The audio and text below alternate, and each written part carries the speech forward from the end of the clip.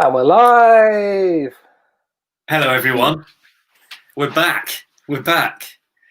If you thought it was bad enough to go into lockdown, you fucking got this show back as well, you bastards. Sorry, guys. Lockdown Sorry, Premium yeah. Season 3. Well, I hope everyone is good. I think good is a good bar to aim for, because I think lockdown is shit. The whole situation is shit. January tends to be trying, I think is the right phrase.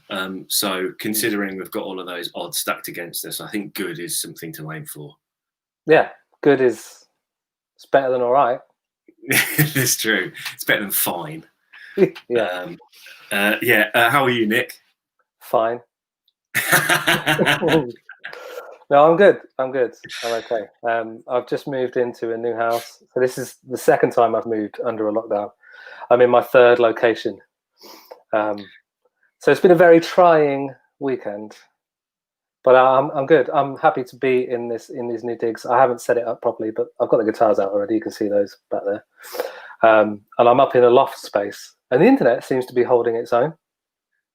I am Nice. approximately 2 miles away from the router, but it seems to be all right.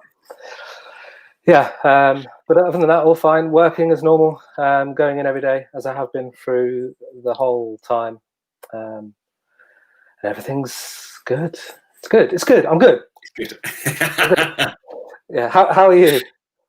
Yeah. I think I'm good as well, actually, mate. Yeah.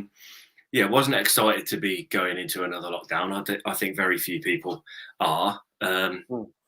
Working from home as well, it is not my favourite. I do enjoy being out and about and amongst or near people, even if not that close to them, or meeting up with people. But I think just the idea or the sense that you're around other people, even if they're not immediately next to you, makes you feel a bit more human or connected, maybe. So I miss that if I don't have it. But I would imagine most people do as well. But yeah, just been doing the working, walking, working out, wanking, just the normal stuff. Yeah. Okay. The less said about the last one, the better. But Well, I also, don't mind talking about it. yeah, we could separate 10 minutes of the show just to talk about that if you like. But you have launched your clothing stuff. Oh, I actually got that out to throw it away, but yeah. It's Cult of NN. Look at that Yeah, beautiful it t-shirt. is. I mean that is a shameless pitch, but I mean you can't buy it; it's sold out. So I don't know how effective this is going to be. Although there will be the second edition out in the next few weeks, so stay tuned. Just look for Cult of NN on Instagram. Thanks, Nick. Well, appreciate that's that. all right. Yeah, I'd tease you up. Your show, your rules. So we can plug your t-shirts. I missed out on one. So yeah, if we're going to throw that one away, I'll have it. Well, I mean, it's actually mine, but I could possibly. I mean, it's a premium. Its price is a premium now. Yeah. Well, it's got your sweat on it, it's probably gone up in price, isn't it? Probably. Yeah. While I'm talking about it, I thank you to everyone that bought one. It's really nice. I think that's something that actually lockdown and having time on my hands has made me pull my finger out and do it, because I've been thinking about it for, I don't know, 6, 7, 8 months. So that's one of the benefits of lockdown, I suppose, more spare time to work on side projects and things for me personally. So yeah, I've done that. I've started baking, which is something I've been meaning to do for a while, but for whatever reason I haven't got around to it. And you know what? It's really fucking fun and really fucking tasty. So so there you go. There's another thing. It's a win-win because you get to eat all the fruits of your labour. Exactly. Literally, if it's a banana loaf. Yeah, there you go. That's it. Are you a baker, Nick? No, not by any stretch of the imagination. No. Bake a pizza in the oven. That count? That'll do. Yeah, fresh dough, not just Tesco's frozen. That counts. That counts. Yeah. What are you drinking? I'm drinking some lovely white wine. I actually walked back to my old local shop because there's a nice wine that they do that's cheap. It's just a Sauvignon Blanc. But I always like reading the descriptions, as you know, Josh. Yes. It has lifted green fruit aromas. Nice. Yeah. Subtle flavour of ripe apples. Citrus acidity, obviously. That's what citrus is. And a long mineral finish. Ooh. I don't know what that means. Sounds fancy. But it's cheap because it says it's versatile and you can eat it with anything. There you go. That's good. That's good. I mean, universal. That's suitable for any situation, like a potentially award-winning YouTube show. Yeah, correct. Yeah, and it's not piss yellow as well. So just normal wine colour. Bonus. Take another sip. Yeah. Good. What are you drinking? I'm drinking. It's a lovely little fruity drop. It's sparkling soft drink, carbonated with vegetable extract. So I think this is at least one of the 5 a day. Yeah. And it's it's an interesting colour. Yeah, it's black like your t-shirts. Tastes, like my soul. Don't forget, everybody watching, let us know what you're drinking. And it better be something more exciting than Coca-Cola. Yeah, chat's a bit quiet, guys. Come on, let's see a bit more from you. We expect more from you. There are 16 people watching. I want to hear 16 different people's drinks. We'd normally ask Andy what he's drinking, but he's not here. We would. Unfortunately, Andy's not with us this week. But I mean, it would be a nice, fancy, like raspberry sour or something, wouldn't it? Probably something fruity, sour. Yeah, he's that kind of guy. Fruity and sour. That doesn't really describe him. Yeah. Okay. Should we speak to our guest this week, Nick? We might as well. Yeah. She's ready and waiting. Okay. Looking forward to hearing from her. So this week we're speaking to somebody who is a local business person, a DJ, a producer, all round lovely as well, I must say. Let's get her on, ladies and gentlemen. Jo Burns Russell. Hey! Back to the chat. Good. How are you? Yeah, not too bad, thank you. All things considered, that's kind of what you say, isn't it? Well, in these trying times, I hope everything finds you well. Yeah, no, I'm all right. Thanks very much for having me. Oh, it's our pleasure. Thanks for coming on. It's all right. Something to do. Yeah, you've been on our list for a while. So it's good that we've managed to go into 3 seasons so we can get you on. Yeah. First of all, Jo, what are you drinking? I am drinking a Brewdog Punk AF. Nice. Alcohol free, 5%, which I've given myself a fancy glass for, so I can feel posh. There we go. Yes. Got the good glasses out for the occasion. I thought better scrub up a little bit for the old internet. But yeah, it's been my saviour, the old Punk AF, because it still tastes like beer rather than some of the awful alcohol-free ones you get, which just taste like pop. So you're not drinking at the moment, are you? Why's that, if you don't mind me asking? Do you know what? I actually more or less stopped drinking about 6 months ago, which I know is unheard of because I know you guys are probably used to seeing me smashed in the lamplighter or somewhere. But yeah, I just knocked it on the head.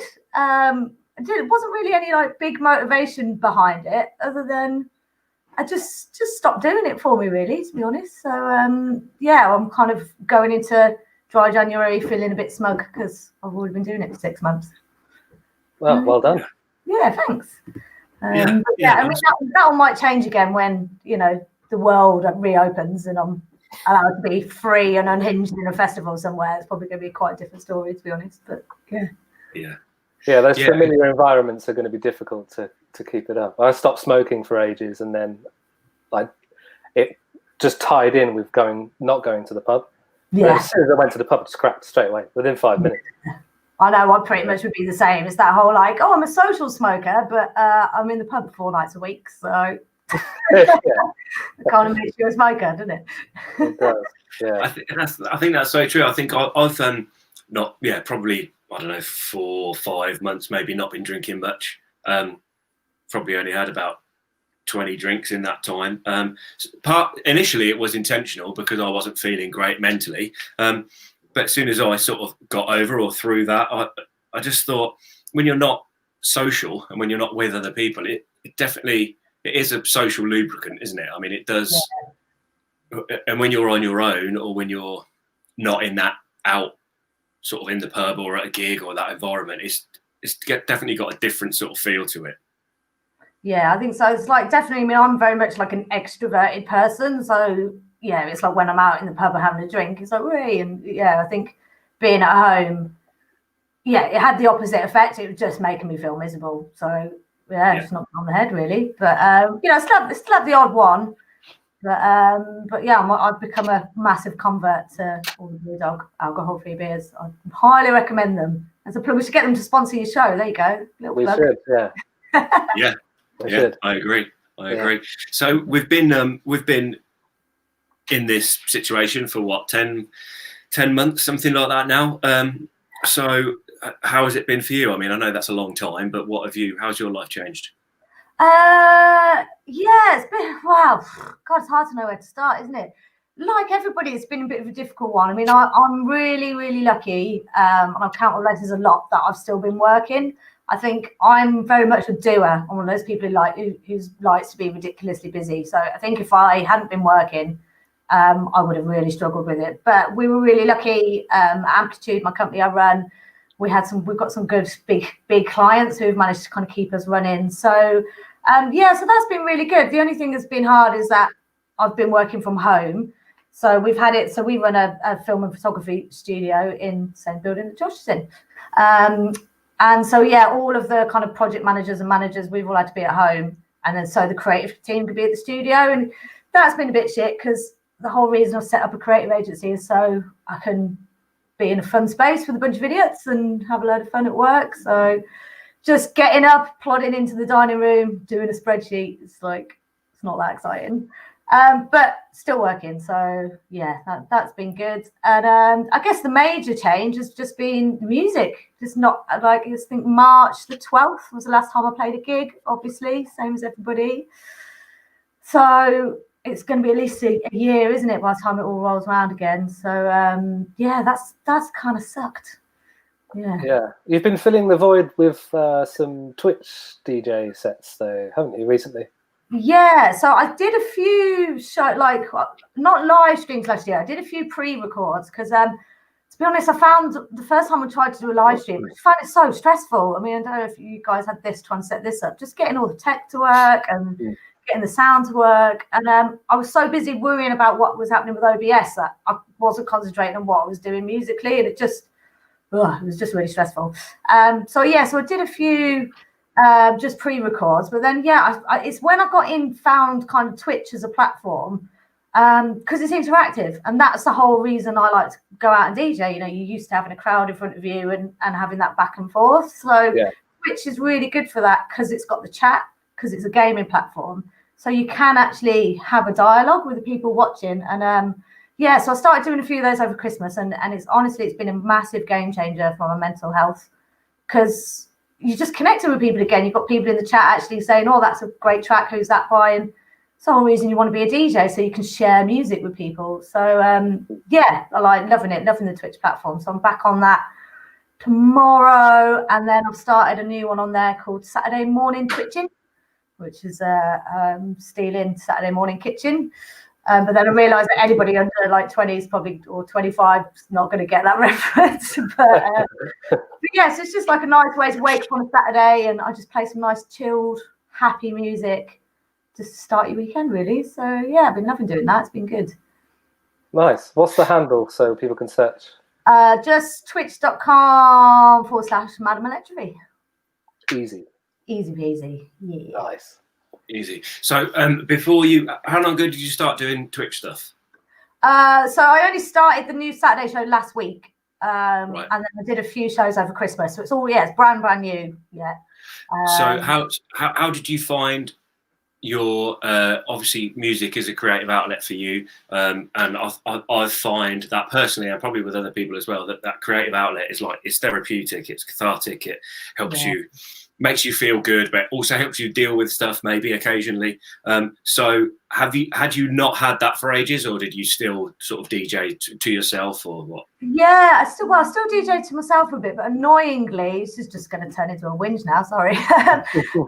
Annoyingly, about June last year, I absolutely knackered my back. Like, I think it's just something that happens to every DJ when they get in their late 30s. Your back's just gone. That's it. Give up. You're never going to have a good back ever again. I think every musician as well, isn't it? So I couldn't DJ at all for about 4 or 5 months till like December, which is when I've started back up again. So yeah, it's definitely really helped lift me as we go into lockdown 3.0 to have a reason to just dance around the kitchen and prat about a bit and have a bit of chats with people and bring a bit of sunshine to January. Yeah, that social interaction is super important. Just even if you just for your own mental health, isn't it? But it's not the same. But it's what we've got, and like doing this, like both me and Josh have said it before, but like I think we'd both be a bit lost if we didn't have something to focus on. You know, a regular thing. Every Wednesday night, it's like I've said this before as well. That it's like my Friday night. Yeah. I feel bad that you two aren't drinking because I would just gonna neck a bottle one. So it's super important to have that social interaction. You know, I haven't seen anyone out of my family bubble for ages now. Well, just before Christmas, I think Josh and Andy and I had dinner at the Lamplighter.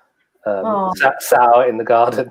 It was fucking freezing. We didn't care. You know, like we were sat, you know, close enough that we could talk to each other and see each other in faces, and it made a big difference.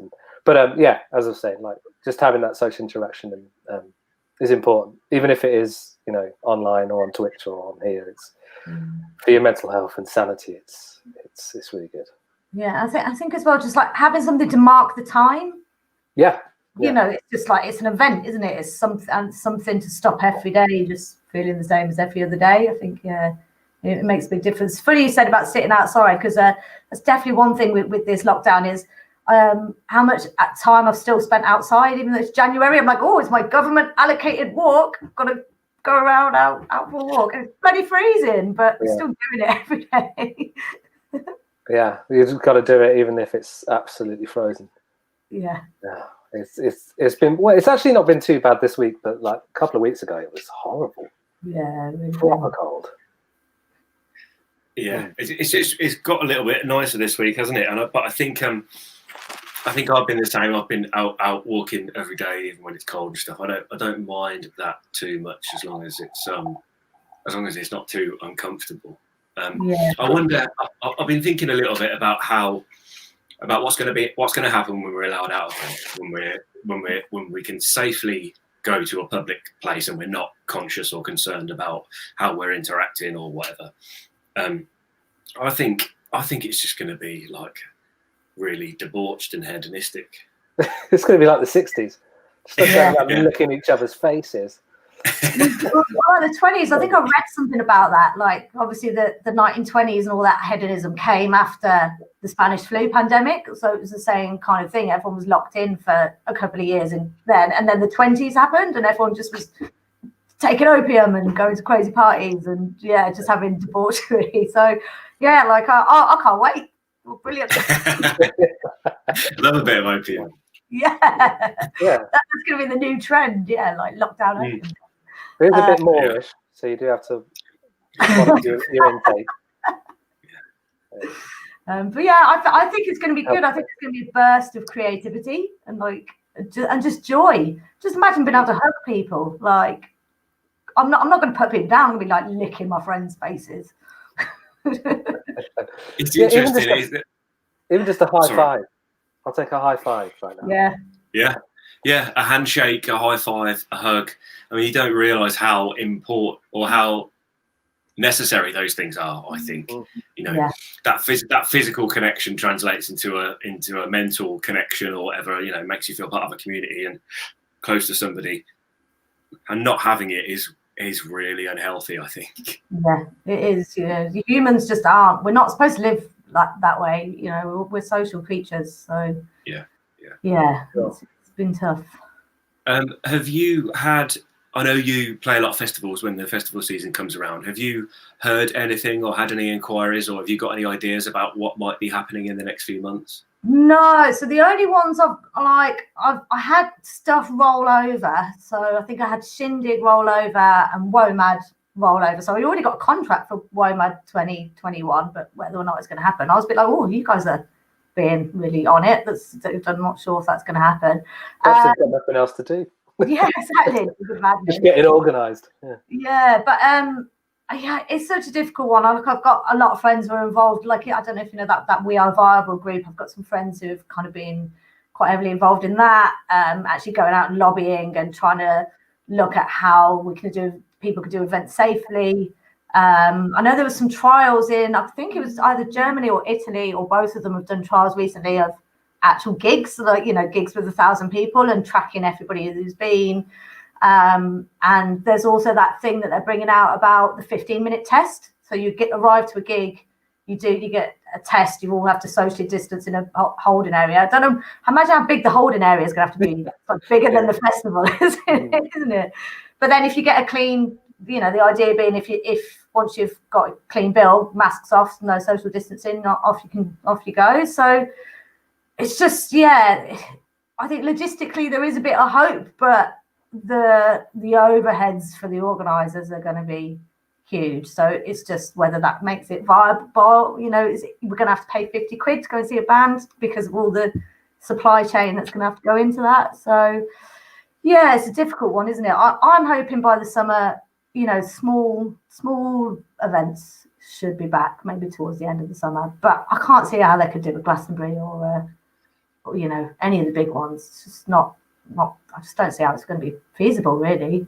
No, not with the pace that the vaccinations are happening as well. It's it's a logistical nightmare all the time. But having to get the entire country vaccinated in time for summer is not really much hope. I'm hopeful we can do some sort of gigs, small gigs and small events. Yeah. I mean, I'd be happy to play to like 3 people. That would make my day. That's all I need. Yeah. Well, I did that before lockdown, so it's fine for me.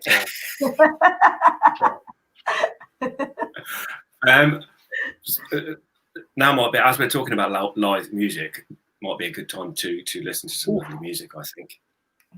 Yeah, let's do that. So I'll do my best to make this as seamless as possible. Hold up, I'm going to stall. Just keep stalling. It's dead air, Nick. I'm stalling. I'm stalling. And there you go. There's George's face. Okay, so the Sarpa Salpa boys, or 2 of the Sarpa Salpa boys, were kind enough to record this for us. And it's a brand new song as well. So it's an acoustic version of one of the new songs they've written during lockdown. And it's a banger. So here you go. In a minute.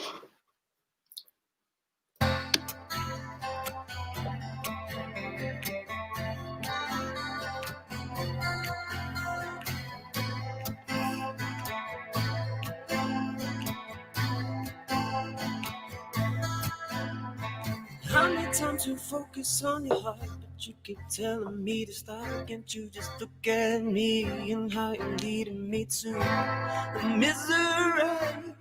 Better, babe, what you need. How long do you plan to keep this up when all my love can't be enough? The truth would hurt more at first, but you just made it worse. Get me out. Finding it so hard to breathe in here. Take 5, just enough to make it through the night. Rain, shine, you could be mine. Hiding from the fact you screwed me over. I guess it's my fault you gave me the cold shoulder.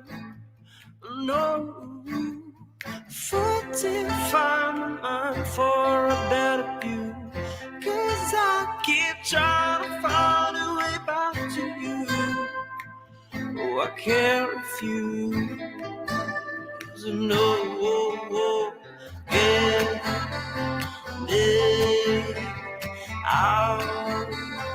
Finding it so hard to breathe in here. Take 5, just enough to make it through the night. Hooray, try. You could be mine in another life. You could be mine. You could be mine. No.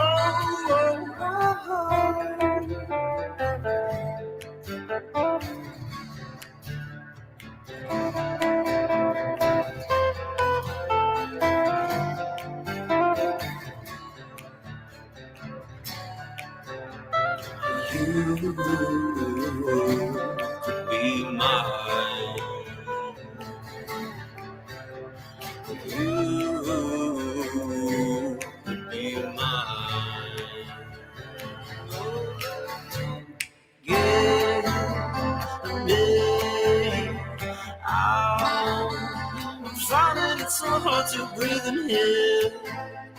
Take 5, just enough to make it through the night. Hooray, try. You could be mine in another life. Or you could be mine. Or you could be mine. Or you could be mine in another life. That was good, I think. I think that one was all right, you know. Yeah, beautiful stuff. Claps in the chat, please. Claps in the chat. Claps in the chat. That was really good, man. That was really good. Yeah, it's a good tune. Yeah. What's it called, Nick? Another Life. At least that's what the file said. Is it Another Life _final _ version 7 _ Mix 3, Master 9, acoustic version. Yeah, that's it. Yeah. All of my working titles for songs have got ridiculous stuff. So, like, whenever I send files to people, they're like, "Is that the title?" I'm like, "No, Cat Shit Runway is not the title." Well, I really want to hear that song now. It's a great song. It's actually one that we recorded as new cassettes in the 3rd album that no one's ever heard. But actually, that song it was called Catch It Runway. Then it was called Squirrel Under a Caramac, and then it got called. Its final title was Cut Him Loose. And Century City have played it a few times live as well, actually. So yeah. Oh, okay. Yeah. Nice. Well, thanks to yeah. You might have to put it to a poll, Nick. Yeah, maybe. Yeah. Thanks to Marcus and George from Sarpa Salpa. I got tickets to their gig that was supposed to be happening in the next week or so, wasn't it, at the Pixdrome Northampton? Yeah, it would have been next week. Yeah. But it's been rescheduled to the 4th of April, I think. So hopefully, fingers crossed, we can get to that gig. I mean, that's 3.5 months away. Yeah, isn't it? 3 months. Yeah. And it was planned to be a socially distant show anyway. So touch wood. we can all go and see that. Yeah. Well, not See all how of it us. goes. Also. That's 3. That's it. You only need 3 people. We've established this. It's just Yeah. like a gig. Yeah. Perfect audience is 3. Yeah, there's going to be bands selling out venues because they're at 1/3 capacity. Just enough people so the claps don't sound like it's a cricket match. So yeah. That's all we need. What's the first music thing that you're going to go to, Joe, as soon as we're allowed? Oh God, that's really hard to say, isn't it? Well, I don't know.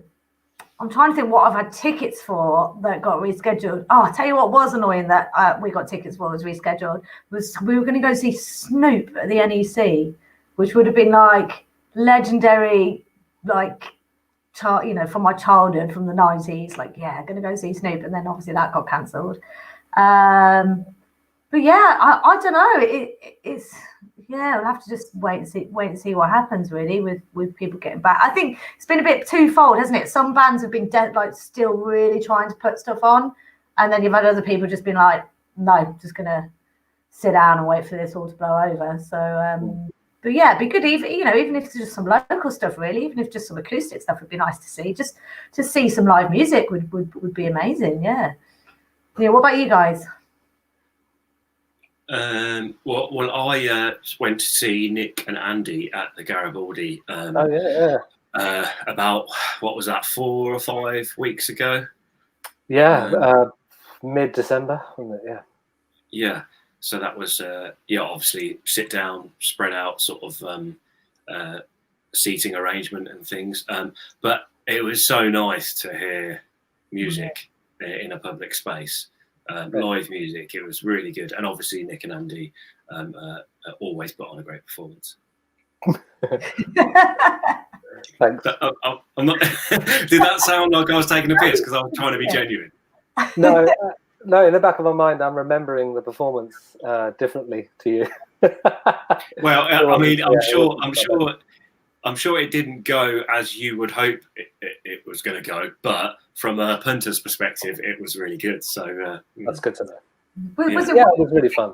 Doing the sit down thing, like, how did you find it performing in that environment? It was very different. Very, not. I mean, you feel uncomfortable anyway. Like, just when we went to the pub just before Christmas and we had food at Lamplighter outside, it just feels weird. And then doing that and performing, it's very odd. I mean, it's the best we've got, and we had, and still enjoyed ourselves, and it was lovely to see people, and lovely for the reaction that we got from everyone that was so positive. But it's just very bizarre. I'm not really a fan of playing acoustic gigs anyway. I find it difficult. I feel very naked. I like loud noises, so I can get away with doing more shoutiness and shout through the note that I haven't hit. So yeah, it's a different experience, but it was really good, and it was amazingly well put on by Tom at the Gary as well. It was really well organised, and everyone was well spaced out, and everyone could dine, and it was very pleasant, but just a bit different to what I'm normally used to. Yeah. Some people have been writing in the comments. This is normally Andy's job, isn't it? Checking out the comments. Yeah, he's normally on that. Yeah. So I've not been paying attention. I'm sorry. So Charlie, Leo, Lee, and Sam as well have been talking in the chat. Charlie's drinking a honey perla.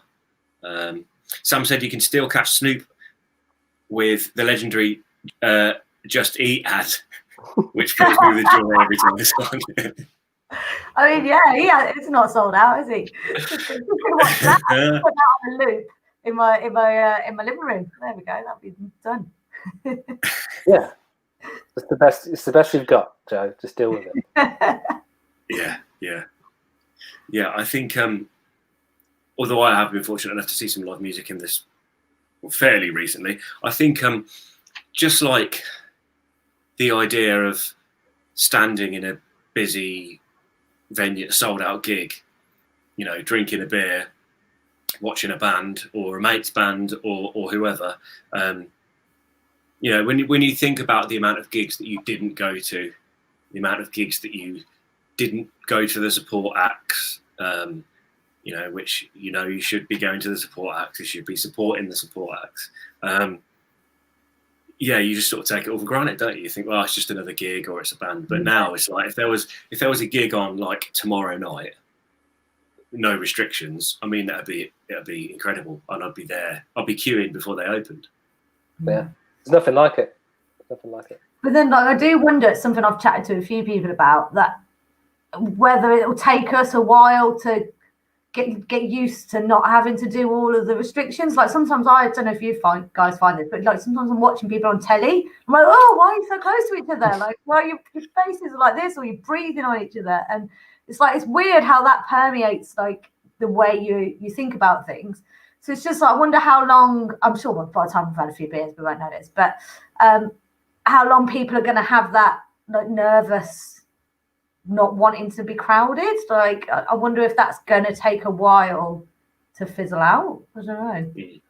Yeah, it'll be an adjustment back. Yeah, I mean, it's nearly been a year already, and you know, that's a long time for people to kind of be doing one certain thing, and then as soon as you try and go back to normal, it's going to be like, oh, you have to adjust again. It's going to be weird. It is going to be weird. But as you say, a few beers, straight in there. Yeah, exactly. We have a series of questions that we ask every guest that comes on, Joe. So I'd like to ask them to you as well, if that's okay. Yeah. One of the usually quite interesting questions is, who is the most famous person you have seen in Northampton? And a little caveat for that is, the closer to Z-list they are, the better. Yeah, this is a bit of a tough one, really, because I'm like, trying to wrap my brain as to who I've seen. I don't know, maybe I just didn't go out enough, which I should have done. But we did have once at our studio, we had a studio booking, and we just got told it was like a YouTuber, and this woman comes in, and she was very like, you know, VIP. It was just like a studio on Henry Street. Like, it's not like we were like very at the old studio, like we were particularly fancy. But yeah, she came in very much expecting like, well, where's all of my rider and all my lovely things? And like, we didn't have a clue who she was.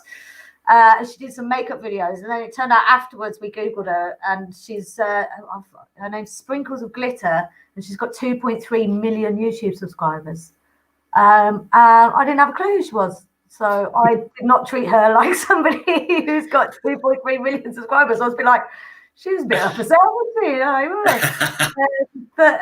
Yeah, so, and then other than that, probably just people I've supported at the Roadmender, which are just musicians as opposed to celebrities. That was a really lame answer, sorry. Musicians? No, not at all. Yeah.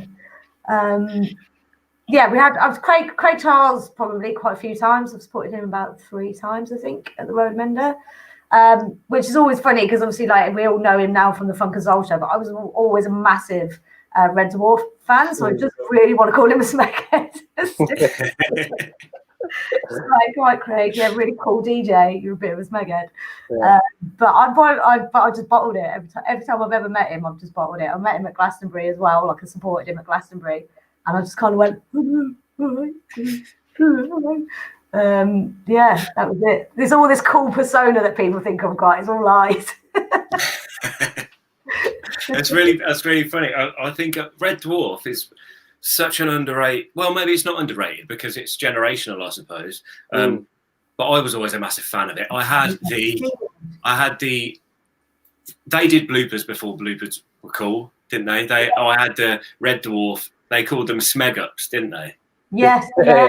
Yeah, I had a Red Dwarf Smeg-Ups VHS. So it's like, I mean, just think about that now. You own a physical video of bloopers. Like, who would buy a DVD of just bloopers? But it was a thing, and they were really funny, and I watched it loads of times. It was so good. Yeah, you paid good money for the bits they fucked up. Yeah. But they were really fucking funny though, because I think there wasn't just one edition of Smeg Ups. There was like Yeah. several. Maybe they were Yeah. crap actors, but there was loads of them. Red Dwarf is like, it's actually the first TV show I ever downloaded, paid to download and keep on my phone, because I wanted to watch something whilst I was on tour. So just in the tour bus, phone out, episodes of Red Dwarf. I love Red Dwarf. I thought it was amazing. It's brilliant, and it's Is still it, holds up. Like it's past the test of time. You can watch it now, and still, I don't know whether that is a generational thing, but I still think it's really, really funny. Yeah. Is it available on any of the streaming sites? I think it's on Netflix. Oh, really? I think so. Yeah. Excellent. That's really good. What you mentioned, sprinkles of glitter, was it? Yes. Yeah. Yeah. And how she's got a huge YouTube following. But my day job is at a YouTube management company. So you see a lot of those people where walking down the street, you wouldn't know who they are. But they've got 10 million subscribers on YouTube, and they've been making videos for 10 years. And they've made lots of money. And in their circles, they're like the most famous person ever. Yeah. I think that's one thing that YouTube has, and it probably will be the case with Snapchat and TikTok and other video-based social media, that people can carve out their niche, probably much like music. If you're into a band that are successful, not everyone's going to know who they are. The days of sort of mega bands, of people being universally famous, I think they're fading, perhaps, which is a positive thing. I mean, Twitch is probably an example of that. There's Twitch celebrities that we don't know, but that platform has given them a career. And things being as they are at the moment, people like yourself, Joe, are using that platform, and you are creating it. It's another. I mean, yes, it might be a revenue stream or whatever, but it enables you to be creative and fulfill your creative need. But that's a career for a lot of people, and I bet there's lots of people that have started careers virtually, Twitch or YouTube or whatever. They've started them during this coronavirus period that they hadn't had them before, but they've made something new, created something new. So I'm really trying to get positives out of this shitstorm. Yeah, I think a big part of all that, and like what makes that good, is that hopefully it's going to see a shift away from like the numbers game. That's something I've never liked about social media and like being an artist. Like I remember back in MySpace days, is me being old now, but like I remember getting booked because I had a good numbers on MySpace for a gig somewhere, and I was like, you haven't even heard me play. Like I might be terrible. But I think what's nice is that you can carve out these little communities, and those communities, for the most part, that it's really reciprocal. That's what I've found with Twitch. It's like you can just have 50 core people that tap into what you're doing, but that's so much nicer to have that reciprocation than just broadcasting out to thousands of people you'll never meet. To me, like that's got more value.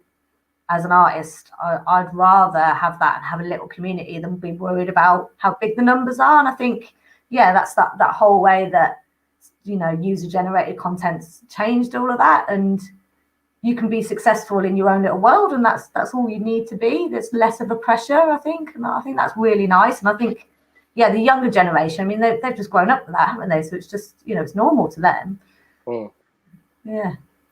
Yeah, I suppose the younger generation, I mean, I don't know if whatever the younger generation is, I don't know if any of the younger generation are watching this right now.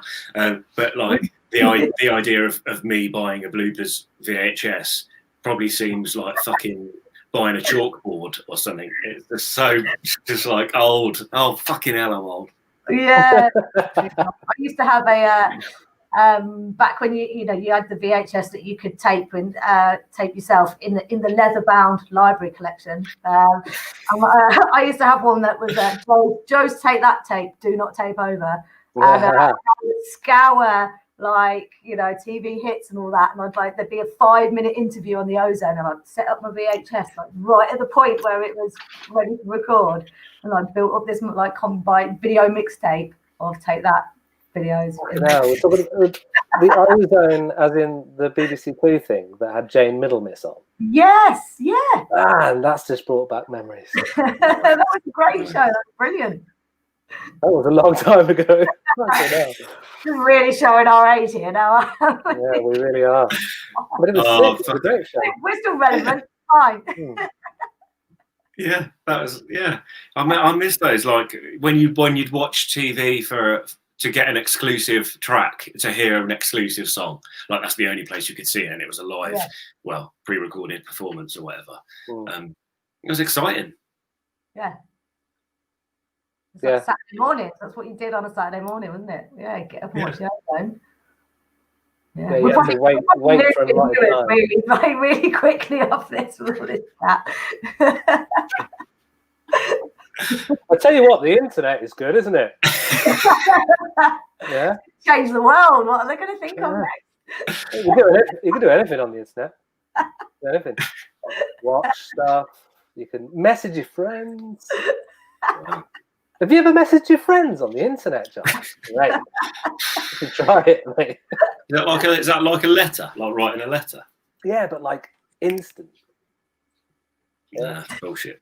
I think it's called email. Yeah. Email. E-letter. Yeah. E-letter. An e-letter. Yeah, that's it. Yeah. So, although saying that, my grandparents, like my 90 or 88-year-old granddad, is using a computer and emailing and buying stuff off Amazon and researching stuff, you know. So, I mean, it gives me some hope. My gran is like 84. She's well into tech. She's always been like, email, digital cameras, everything. And she used to, back in pre-lockdown days, she used to have mates over on a Thursday afternoon for gin and tonic, and they would play Wii tennis. And like a bunch of 18-year-old ladies with a Nintendo Wii, and they would do bowling and drink gin and tonic. I was just like, that's amazing. Like, brilliant. That is cool. That's nice. That's a really nice idea, isn't it? I mean, you can still do that. Wii tennis can be played online, can't it? I imagine. Yeah. You could play it remotely. I have no idea. I'm too old. What's a Wii? But saying that, Wii's are like 15 years old or something. Oh, we're so cool. What's scary is, like, you know, I'm in a media company. It's literally my job to do all this cool stuff. I know. Like by day, I'm making content for TikTok and Snapchat and YouTube, so I've got some idea about what is popular. Well, good for you. Yeah. Oh dear. Maybe you could put a seminar on, and I'll sign up for it. Yeah. Okay. How to use the internet 101. Yeah. Joe, what I wanted to ask you is, you said that you seem to be maintaining work and keeping the business going. Now it's obviously your business, and it's stressful at the best of times to run a business in my experience, but also rewarding. But with potentially, I mean, I would have imagined that you would have thought that this would have severely impacted your business in possibly an irreversible way. How have you managed that train of thought, and how has it actually turned out?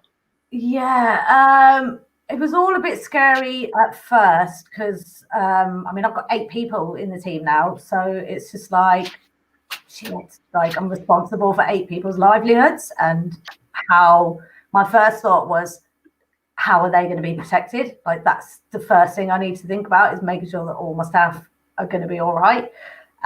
So like, yeah, we only had one person go onto furlough, but they were all ninjas. Like, I'm so proud of my team and the way they've managed to pivot. Going into my sales speech now, we've pivoted, but yeah, we were really quick to adapt. So we do a lot of product photography. So within like a couple of days, we'd set up like contactless product drops in and out of the studio. We stripped down all the workflow so we could shoot with a one-man team.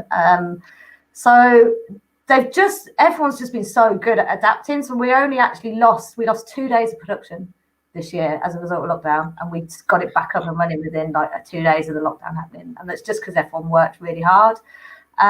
So yeah, I feel really fortunate. But what's also been good is because we do editing and animation, there's massive growth in that area, because all of a sudden people can't go out and film. So they're looking, and you'll probably know this, Josh, as well. Like, yeah, they're looking for new ways of doing things. So we've just hopefully just been a bit smart about how we've adapted how we can work, so we can carry on working. So I feel really fortunate that we've managed to carry through, and we should be all right. Hopefully, but yeah, it was scary, but just got a dream team basically. I feel really lucky. Yeah. No, that's great. Sorry, Nick. No.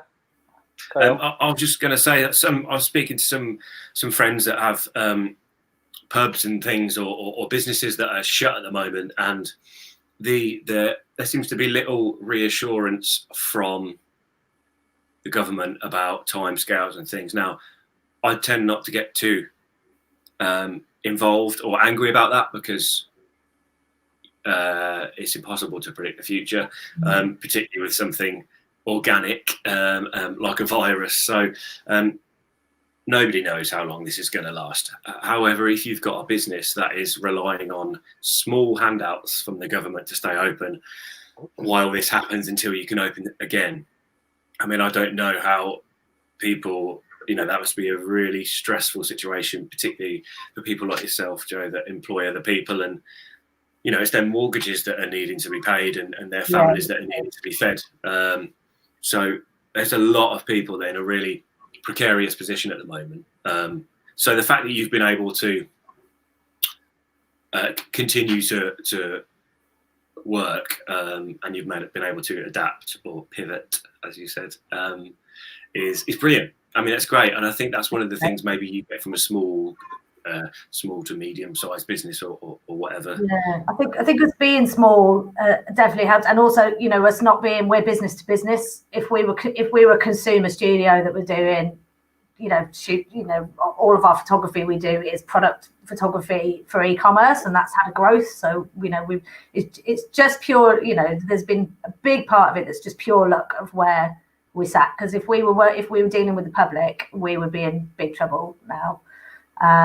So yeah, I think it's important to just kind of count your blessings, and then just to pay it forward a bit as well. So I'm going to do a bit of a shady plug now, sorry. But we launched a thing, because we have been working full time still. We launched a thing called Catapult. So we are basically offering one Northampton, either freelance creative or small business, every month a free full month of marketing, content and consultancy. And we're doing that for free every month. And that's going to be all throughout 2021. So people can jump on our website and apply for that. And we're doing that as a way of us kind of saying, well, we're really fortunate we've managed to keep working. And a lot of people haven't, because of the nature of the industries they're in. So we're trying to pay it forward as well, which I think is really important to do. I think if you're managing to get through all this, then you've got to look out for the people who aren't, because that's just community, isn't it? I think it's really, really important. And so that's been something we've been really, really proud of, been able to do that.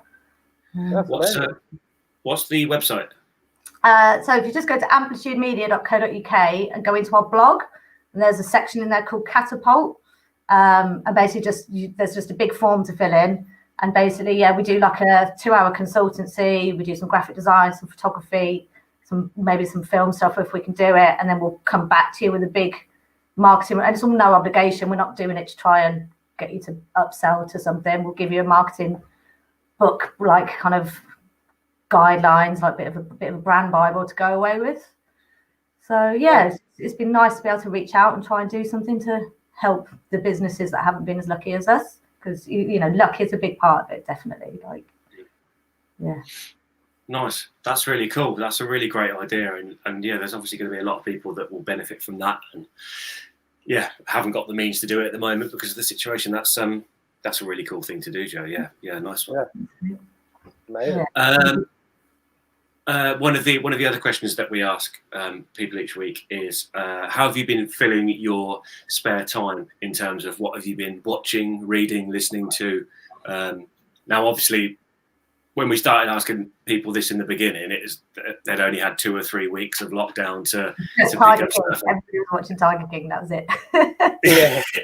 yeah, exactly. But now we've had like 10 months or whatever it is. I bet there's a long list of stuff, maybe. But yeah, what have you been consuming? So my current obsession is Cobra Kai. I don't know if you guys have seen that, but it's glorious. It is just the most glorious program ever. It's on Netflix. So it's. Have you seen this? Do you know what it is? I know what it is. Yeah, it started off as a YouTube thing, didn't it? And then Netflix picked it up. Yeah. I didn't know. It's Karate Kid, right? Yeah. You can tell the story of it. It's so good. It's so 80s. Like, it's just got these amazing like power chord montages going on all the time, and like there's always an epic fight.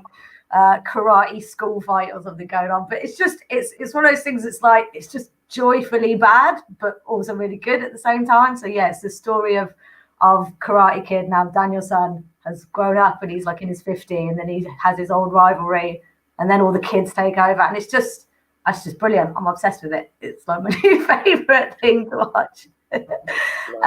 What else have I been watching? There's a group. Our Friday nights is there's a group called Smooth and Terrell. Well, they were a band, and they're also DJs. So it's basically these two guys from Newcastle, and they do a live stream every Friday night from his studio, his DJ room.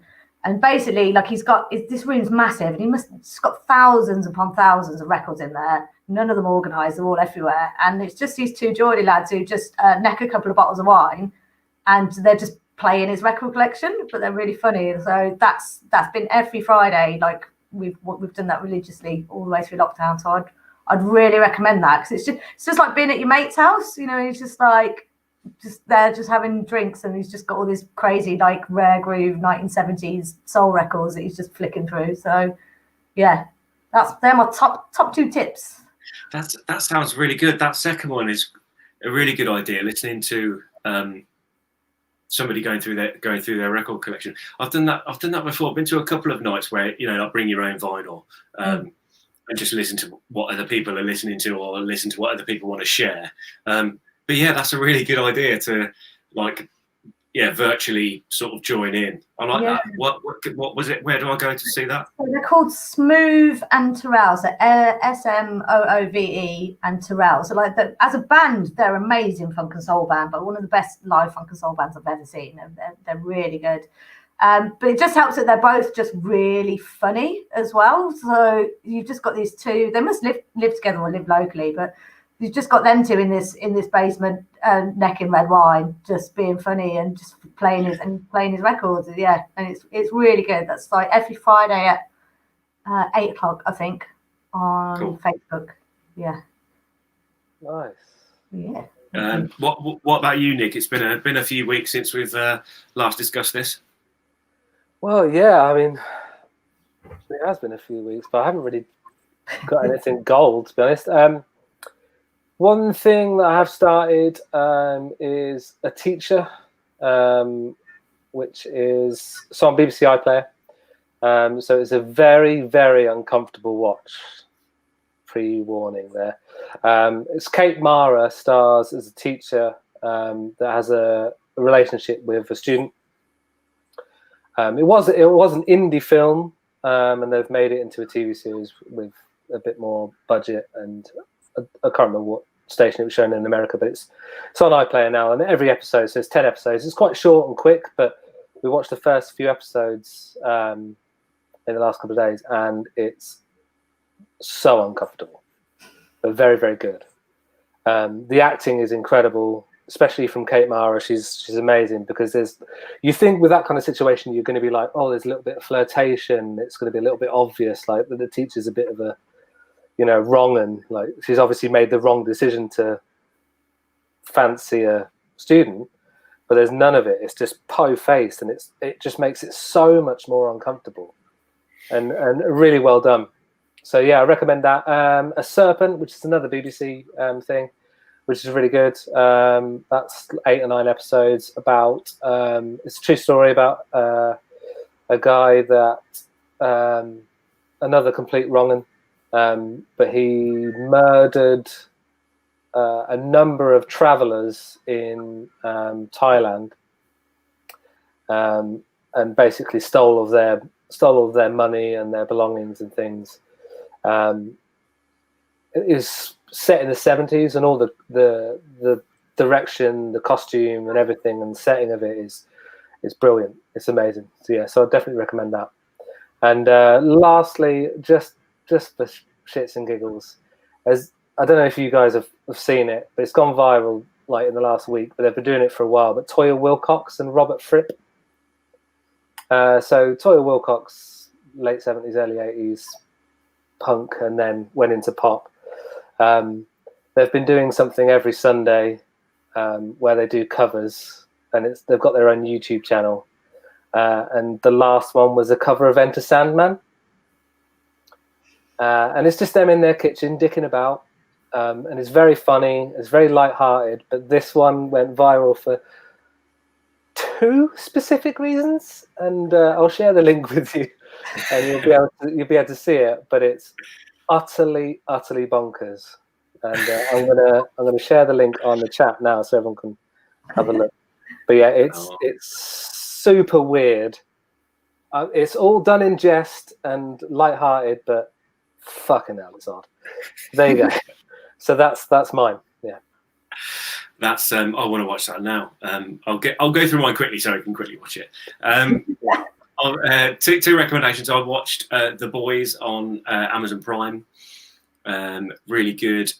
2 seasons about superheroes that have flaws, obvious flaws. I won't say any more than that, but like most recommendations, I need to have hear the recommendation like 5 or 6 times before I actually watch it. And I wish I'd have watched this on the first time I heard the recommendation, because it is really, really good.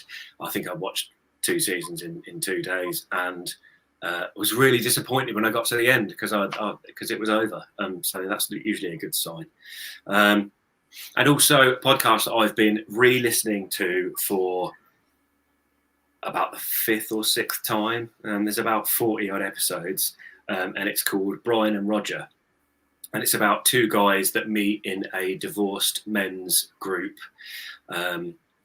written by, one of the writers is Dan Renton Skinner, who plays the comedy character Angelos Epithemiou, who was on Shooting Stars.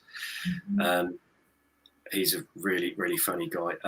But it's a fantastic podcast where it's basically they basically ring each other, but they never answer the phone, so it's always answer machine messages back and forth, and they're sort of describing an event and meeting up, and one of them is always getting the other one into absolutely ridiculous, outrageous, dangerous situations. So I thoroughly recommend that. It's called Brian and Roger. Yeah, that'd be my recommendations. Nice. Yeah. Well, I think that's about time to wrap it up there, I think, guys. Thanks for coming on, Joe. Oh, thanks very much for having me. Yeah, it was good. It's good to do something on a Wednesday rather than just watching Cobra Kai. So, yeah. Immediately what I'm going to go dig. Yeah, thanks so much for having me, guys. It was really good. Thanks for saying yes. It's been really fun. Yeah, great. We need to do the Vogue, don't we, Nick? Yes. So perhaps Joe doesn't know this either. Every week we do a Vogue pose so that anyone that's watching can take a pic and share it on social, so we can promote our show and you. And so we just pick a silly pose. Everyone gets their cameras out, takes a picture of the screen, tags us in it, we share it. I'm glad you sprung this on me, because I would have really overthunk this, to be honest. Yeah, that's the wrong idea is to overthink it. The sillier the better, really. So yeah, fucking hell, Andy does everything, doesn't he? Anyway, we've missed him, so hopefully we'll be back next week. Yeah. But anyway, right, 3, 2, 1. Take your fucking picture. We look badass. Apart from Josh, looks stupid. Done. Cool. Yeah. So thank you very much for joining us, Joe. Thank you very much, everyone, for watching. It's been a blast, as usual. Season 3, episode 1, done. Hey. Bye. Love you. Bye. Yeah. We'll see you next week, 8 p.m. We'll announce the guests soon. Bye. Yeah.